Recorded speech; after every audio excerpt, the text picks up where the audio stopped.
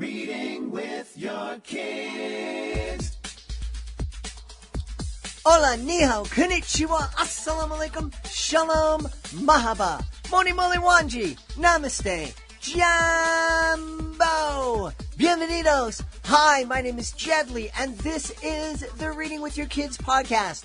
We are coming to you from the beautiful neighborhood of Reedville, in the southwest corner of Boston, Massachusetts. We're so honored and so delighted and so very happy that you're joining us in our mission to help families grow closer through reading.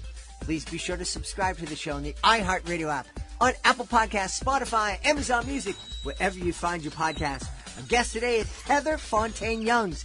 She's here to celebrate her debut book. It's called My Homes. We also have a special visit from Rebecca White. She is the author of Nature Girl, and we'll be joining her at the Florida Homeschool Convention.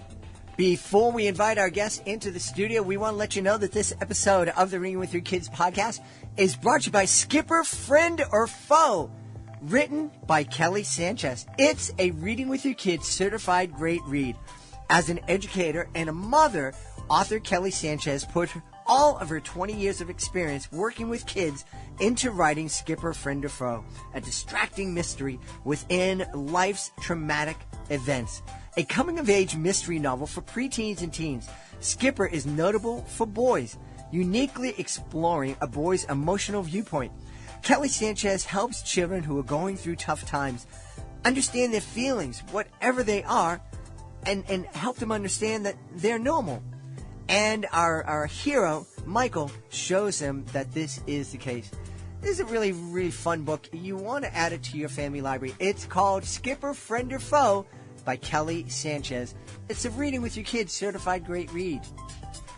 This episode of the Reading with Your Kids podcast is also brought to you by The Adventures of Mahalia and Malcolm, written by Terrence Shipman and his wife, Prudence Williams. Mahalia and Malcolm know that they do not belong to the typical African-American family, but that doesn't stop them from loving their family and just being kids. After their home is invaded by a masked stranger, the siblings set off on a brave and daring adventure to rescue their family. Plunged into an incredible battle to save the family, these kids struggle with the normal fears and anxieties all kids have to deal with, but they soon discover the enormous range of their superpowers. They also discover incredible secrets about their family, like Douglas, the family's robot, and Redtail 1, the family's aircraft. The most important discovery they uncover is the courage that it takes to keep a superhero family together. You're going to love this book. Your kids are going to love this book. And you're going to be so happy that you've added it to your family library. The Adventures of Mahalia and Malcolm by Dr. Terrence Shipman and Prudence Williams. We are back at the Florida Homeschool Convention. What an amazing event. And what an amazing guest we have right now. Rebecca White is here. She's the author of Nature Girl. Hey, Rebecca, how are you? I'm doing great. Isn't this an amazing event? It is so much fun. Yeah. There's so many people here. I think it's 15,000 people. I believe that's what I've heard. Yeah. So tell us all about Nature Girl. So Nature Girl is all about how we can care for God's creation. It's got games and crafts and activities and stories about what other people have done as they care for nature. Fascinating. So we had a series of special episodes we call Protecting the Planet with Your Kids. And it sounds like Nature Girl, that's what Nature Girl is all about. It's different activities families can do together to protect the planet. Yes, and it's designed especially for our girls. So we start off with a chapter on how to take care of our skin and skincare and how to use natural products to take care of our skin. But there's lots of activities the entire family could do because they can all do the solar cooking together when they learn how to use different types of energy. They can all explore the dirt and find out how their dirt can be better for growing things. They can make compost together instead of throwing out their garbage. There's a really neat quiz on how the things that we recycle, what they become. Like, did you know that your water bottles can become sweaters and blankets? I had no idea. But that's actually what they recycle them into, is blankets. Wow. But it seems like it would be a very uncomfortable and lumpy blanket. that they probably just don't sew them together, right? I don't think they just sew them together, Okay. no. Okay. Although I do know a place in North Carolina that does weaving, and they take the plastic bags from Publix and stuff, and they make plastic beach bags that they actually just weave those bags together. Yeah, I have heard, we have had an author on who talked about the indigenous people down in Central America who do that. They weave bags with the single-use plastic bags that are flying all over the trees everywhere. Yes. Well, I do have a place that's near me in North Carolina that actually weaves those into placemats and into like bags that you would use for your beach, for going to the beach. Yeah. Why do you think it took so long for people to start looking at all this trash and thinking, we can do something more with this stuff?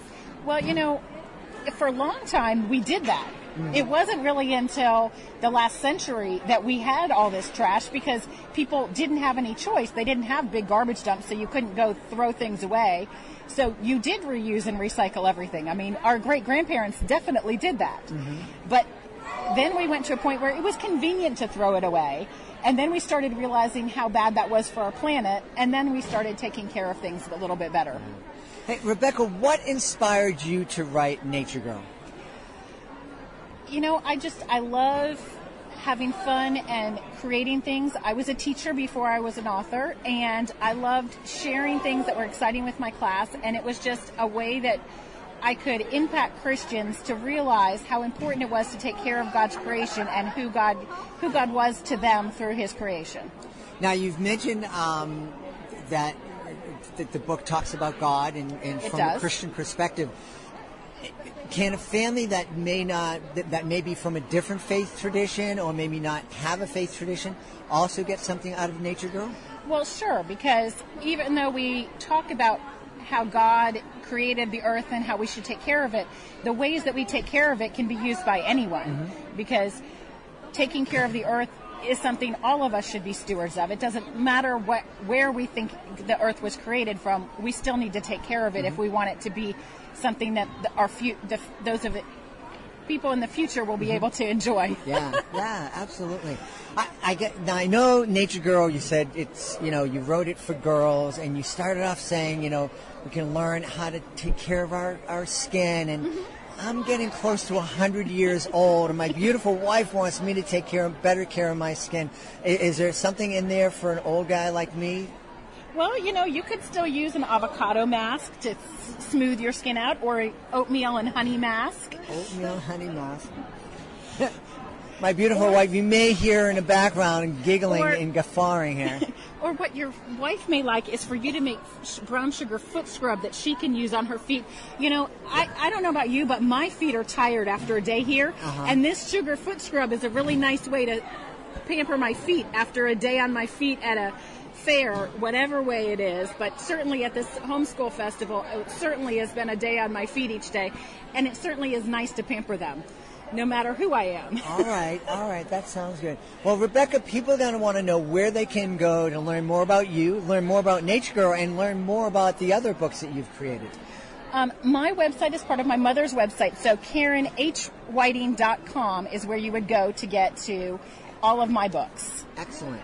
We've had a great time speaking to Karen White here at the Florida Homeschool Convention.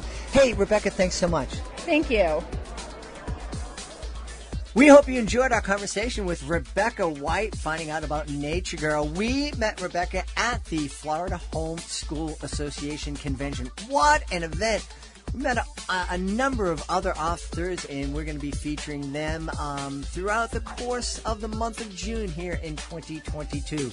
I can't wait to share that with you. Right now, let's welcome to the studio the author of My Home, Heather Fontaine Youngs. Hey, Heather, how are you? Well, first I would like to say thank you for having me on here. This is my first podcast ever, so I'm really excited. My Home is a story that I wrote maybe 10 years ago that I actually did shop around to the real publishing companies before self-publishing was really a big thing. And I wrote it about 10 years ago because I'm a pre-K teacher. And at that time, we were in a unit called Homes.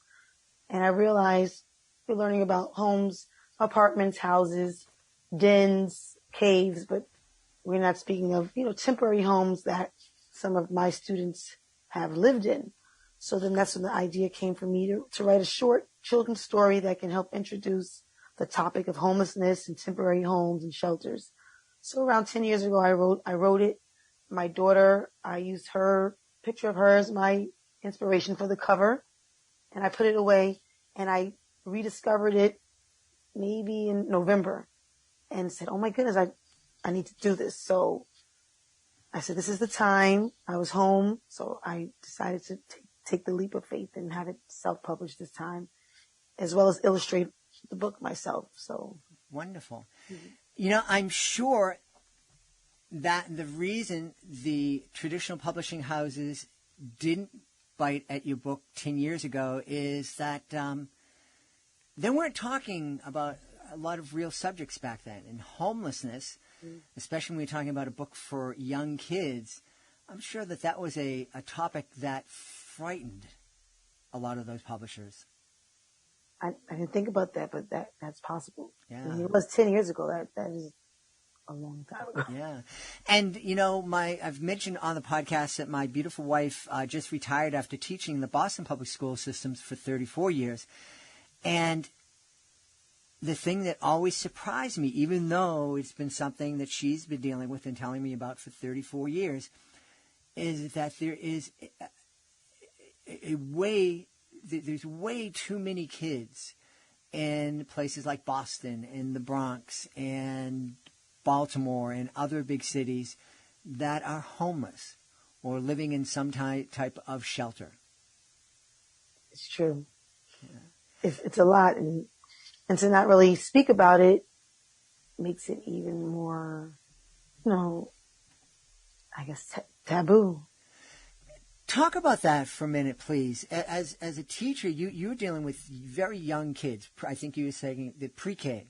Yes. So those kids knew, they might not be able to articulate it, but they knew that their living situation wasn't like most kids, I'm imagining. And we've talked a lot about, how important it is for kids to see themselves portrayed positively in the pages of books. I imagine that there are very few kids who are experiencing homelessness right now who have ever had a chance to see a hopeful book about a kid who is experiencing homelessness. I agree. I don't think they have, and I think that this book could make them feel better about themselves and their situations, and know that no matter where you live, you're safe, you're being cared for. That's the most important. But you will soon move into your own home. Mm-hmm. And I think just, for them to see something, a story about what they're going through can really help a child. Yeah. So I'm imagining that there are people out there listening to the show, and I bet you every single person listening to this episode of the podcast is nodding their head in agreement. Yeah. For a kid who's experiencing homelessness, this is a great book for them to read. It's really important for them. It'll really give them hope. It will, really help their lives in a great way.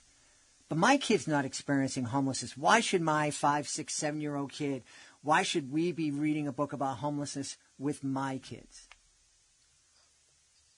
Because, I guess because I'm such a pre-K teacher, we're all one. Mm-hmm. Even if I'm living in a different way, we're all one humankind. And I think that if we can learn to care about others, even if it's not our situation, that just makes the world a better place. And if we can start with our youngest learners, if we can start with them first, they'll be the ones to teach the children, under them. So even if we're not going through something, we should at least know about it so that we can, feel for others and help others if we're able to. Yeah. That's helping our kids develop that empathy for people who are living in different situations. I think is so very, very important. And I think it's one of the most important jobs that we have as parents. I agree. And as educators, I definitely feel it is my duty, is my job to make sure that I'm doing all that I can do and giving all that I can give for not only my students, but my own children, just to make sure that they're prepared to be in this world, but not just academically prepared, but prepared socially and emotionally. And to me, that's the most important thing. If you're able to feel for somebody else or think about somebody else, care about somebody else, that's, I feel like I did my job. And, we're talking about kids, in your classroom who were 4, 5 years old, maybe even younger. Yes. Some of them are 3 when they come to pre-K. And, those kids,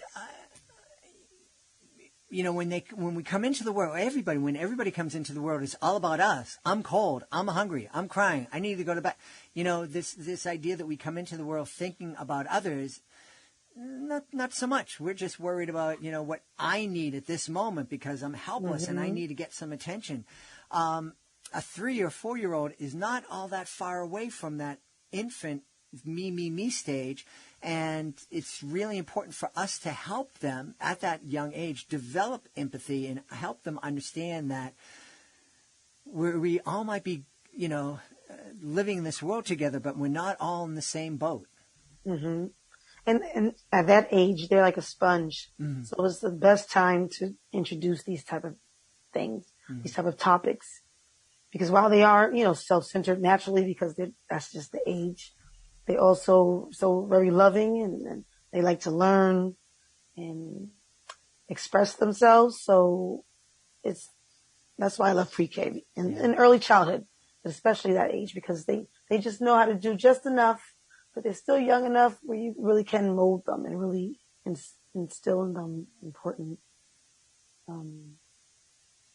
things. Yeah, great important values. Yes.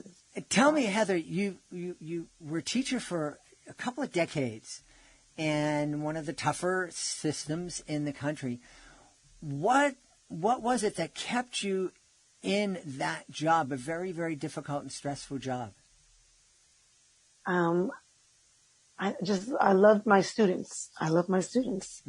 And I love being in pre-K, and I knew I didn't want to lose that position in that grade. Most people didn't really like pre-K. Oh, they're too small. But I knew that was the grade for me because I could teach through the arts. I can teach about feelings. We can dance. We can sing. So because I was able to be the type of learner that I was, it didn't matter the neighborhood. But then being there for so long, everybody became family. And where I grew up in Mount Vernon, of course, we're in the suburbs. It's not comparable to the Bronx. But my school wasn't in the best part of where we lived. So I wasn't unfamiliar with, some of the things that I might be around or see. So that didn't bother me. I just enjoyed being around children and then seeing them grow and then having their siblings and having their siblings. So that's also kept me there. Yeah. And I imagine you may have experienced what my beautiful wife experienced on a couple of occasions, not only dealing with siblings, but being very surprised one day to have a parent walk in and say, you have my kid in your class this year. I was in your class 15 years ago, too. Not yet, thankfully. I would feel really old. Not yet. My oldest students are about 22. Okay. I mean, they could. I mean, it's true, but so far, so good. I haven't. Well, my wife is not old by any means, but she really enjoyed that. It was a surprise for her the first time it happened, but it was a really fun thing. Yes. Heather, we've talked with lots of educators. We've talked to the former chancellor of the Washington, D.C. public schools. We've talked to counselors and high school teachers and elementary school teachers and librarians and a couple of preschool teachers. And I always give them a chance. The people here listening to the show know that I do educational magic shows at schools around the country. If this Bic pen was a magic wand and I were to give it to you and I could say, Heather, you can wave this magic wand and make the education system better, how would you use the magic wand? Wow. Okay. I would make the school system socially, emotionally appropriate for all. And allow them choices, because that's why pre-K is so successful. we focus on that, and yes, the academics as well, but that is the foundation to me of all education. If you can get that foundation and you can learn how to understand and care for others, everything else falls into place. So in my mind, because I would have fifth graders stop by to say hi and say, hi, can we come in? And they would start going to the centers and start playing with the children. They wanted to still play. They still wanted to be read to. They still wanted to dance and sing and talk about feelings. But there really isn't enough time in the day. Mm-hmm. So for me, it would be to make time every day for children to learn in that type of way, to be more free, to have choices, to not feel that they're not going to get an answer correct, but just to be free. That would be my 5 wishes. I know. That's okay. 5, 6, 7. That's fine. And to be honest with you, Heather, I love that suggestion because my kids attended a religious school, parochial school, where they made time for the 8th graders to go and spend time with the kindergarten kids and have those reading buddies. And those are relationships that all of the kids adored. They loved it. And it's my daughter right now, who is 26, will still run into one of her reading buddies who's in her 30s right now. And they still have that friendship. And it was a benefit to the youngest kids, and it was a benefit to the kids who were older, the kids who were in 8th grade. Yeah. And I know even at my wife's school, when she was a very, very wonderful teacher, and oftentimes when a kid in an upper grade couldn't handle being in the classroom, they would oftentimes be invited to be in my wife's classroom with younger kids. And suddenly, those kids who were a problem, when they were put in a role where they were helping others, suddenly they became stars. Yes, so role models. They want to be the role models. Yeah. Yes, indeed. Hey, tell me, Heather, so My Home is something that you've been working on for 10 years. It's out in the world right now. What kind of response have you been hearing from the book? I've been getting a really great response, like, people saying, wow, this really is a topic that hasn't been spoken about.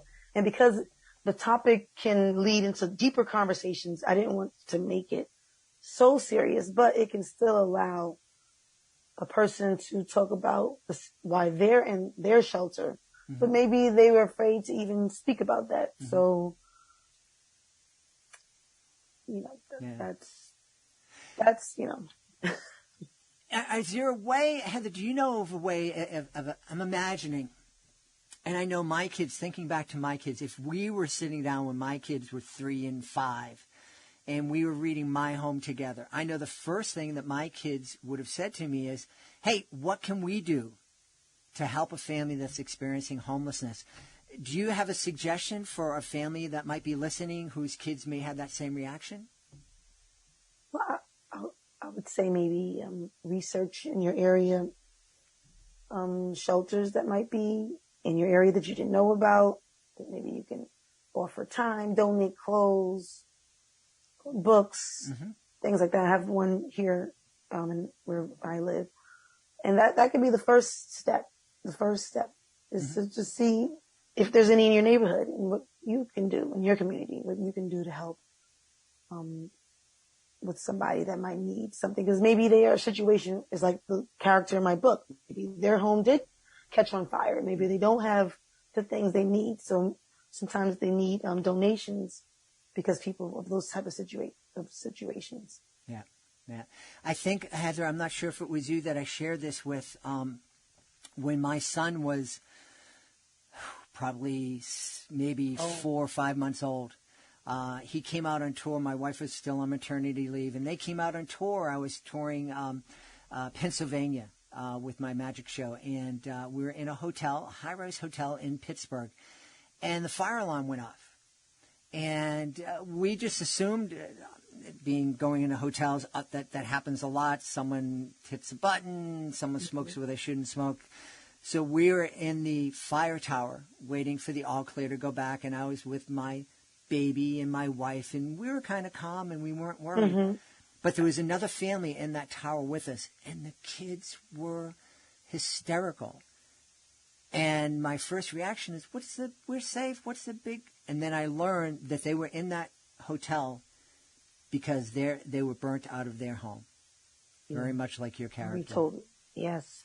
So when you told me that story, I said, wow, that child, maybe he could have benefited from that maybe. Because they could relate to the character in the book, and say, this is our temporary home here in the hotel. But we're safe and everything's okay. So, so these stories, those are the type of situations that this story can help. Yeah. Heather, now that My Home is out in the world, have you caught the writing bug? Is there going to be a second book coming from Heather Fontaine Youngs? I did catch the writing bug. I did. I have a whole series in my head. I won't say it, but my youngest son, is my muse for that book. So my oldest, who's 19, I'm going to have to create something for him because my daughter was on that cover, and my youngest will be my muse for my next series, but I have caught the bug. That's wonderful. Wonderful. Have you taken time yet, Heather, to sit down and realize that there are families all over the country, possibly all over the world, that are going to be sitting down, snuggled up together, reading your words and seeing your illustrations? I think I just thought about that right now when you said that. I don't know. I didn't think about it. Yeah. That is something, wow, like you said, possibly somewhere in the world. Wow. Well, that makes me feel good because that's what we aim to do. We want to make sure we are able to help somebody. So that would be nice. Absolutely. Hey, Heather, where can we go to find out more about you and find out more about My Home? My Home is being sold on Amazon under my name, Heather Fontaine Youngs, and My Home, and also from the publishing company, Trafford.com. You can also put the title in and put my name in there as well. We've had a really wonderful time speaking to the author of My Home, the debut picture book from our guest, Heather Fontaine Youngs. Heather, thanks so much for spending time with us tonight. Thank you very much, Jed. Please be sure to join us for the next episode of the Reading with Your Kids podcast. Our guest will be Linda Hansen. She'll be here to celebrate Otto the Otter. A big surprise. It's a really, really fun story, and Linda is a fascinating guest. You don't want to miss it.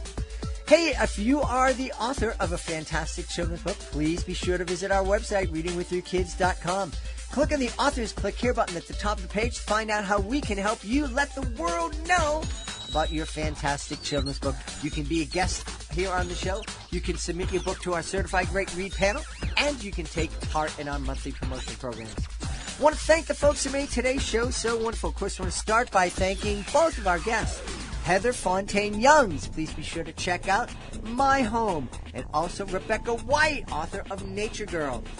Also want to thank our sponsors, Kelly Sanchez, Skipper, Friend or Foe.